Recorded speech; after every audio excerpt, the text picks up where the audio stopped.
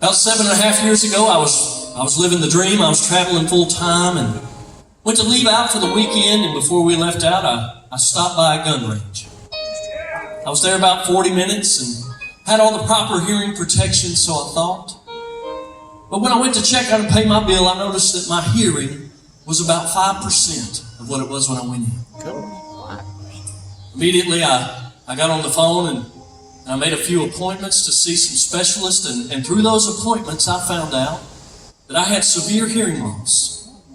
It made it nearly impossible to do the job that I was hired to do, and so I remember I called up my boss. It's the hardest phone call I've ever made, and I said, "Buddy, I can't do the job that you've hired me to do, and I want you to know that I'm okay, that you start looking for someone who can." He said, "No, we're not going to do that. We're going to try everything that we can." And I can honestly stand here today and tell you that we tried everything. Nothing seemed to work. I remember coming home at the end of every weekend with every passing failure, and I would sit by myself sometimes in silence, and it was almost like the devil would come up and sit right beside me, and he'd whisper in my ear, "God is finished with you." I want to tell you that the more that I allowed myself to, and I say allowed because looking back, I realized that I had a choice. But the more that I allowed myself to hear those things, slowly I started to convince myself maybe that was the case. So at the end of every weekend, I would call my boss back into the back of the bus, and I would say, "Buddy, I can't do the job that you've hired me to do." Every time without fail, he would say, "Well, let's try something different." About a month or so went on with that, and I was getting a little more discouraged each week we went out, and finally called him back to the back, and I said, "Listen, I think at this point we've kind of tried everything that we know to try, and I feel like at this moment I'm standing in the way of you guys going on and just being successful and going ahead and doing everything that I feel like you could accomplish, and please accept my resignation." And he said this to me, and I'll never forget it. He said, "You don't have to stand on a stage and sing tenor to be part of this ministry." He said, "You can run the bus, you can drive the bus, you can run the product table. There's many different things that you can do." And I was like, I never even thought about that. And isn't that like us sometimes? We get so caught up on the things that we can no longer do that we completely lose sight of the things that we still can do. I remember as they brought the young man in that would take my place, and how I watched him a couple of weeks in, and how my heart broke, because I knew that God had called me to stand in that place.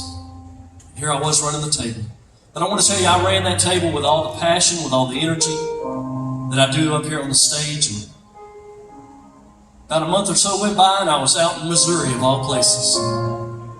I had a bunch of people come up to the table, and they said, "Can we pray for you? We miss hearing you sing." How many believe in the healing power of God? They gathered around me, they laid hands on me, they began to pray. When everything was all over, I started to make my way back to the table, and there was a speaker that was mounted just to the right of me, and then as I passed by that speaker, I heard a pop in my ear. And I began to hear sound coming forth from that speaker. Immediately, I tried to explain it away. I said, "They just turned that thing on." The lady next to me, she said, "No, it's been on all day. Have you not heard it?" Folks, I didn't even answer that question. I stood to my feet, I threw my hands in the air, and I began to praise God for the healing that He had given me. I want to tell you, a few weeks went by, and I went back to those doctors, and they didn't understand it. They said, from the way that you lost your hearing, it was considered noise trauma. And anytime it's noise trauma, there is 0% chance that you would make a recovery, much less a full recovery.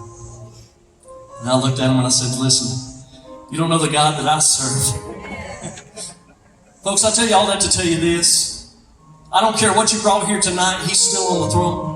He's still in the miracle working business. Whatever you brought here is not bigger than the God that I serve. I'm still running that product table. About a week goes by and my phone rings. It's Danny Riley. "Would you like to sing tenor for Gold City?"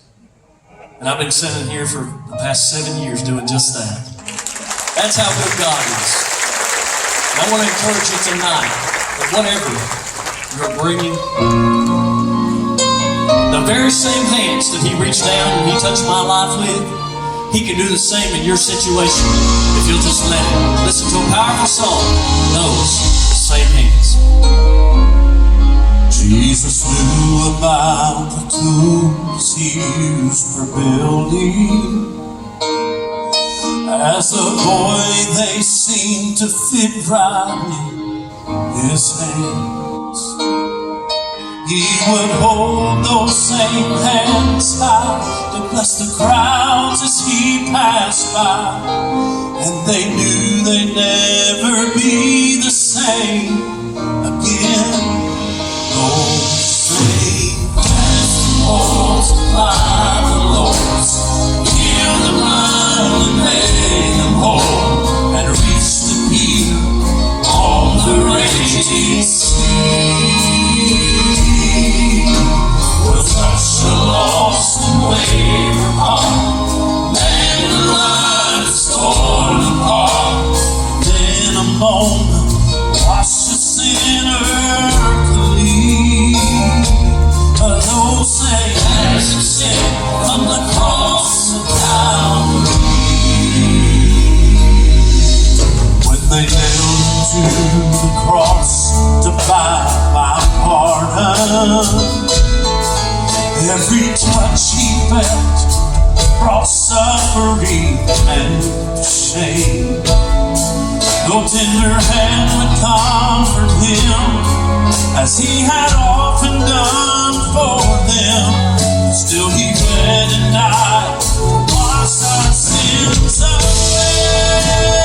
Oh, same as Lord, I will heal the blind and make them whole, reach the deep on the raging sea.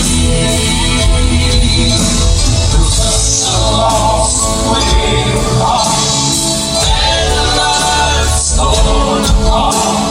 In a moment, wash a sinner free.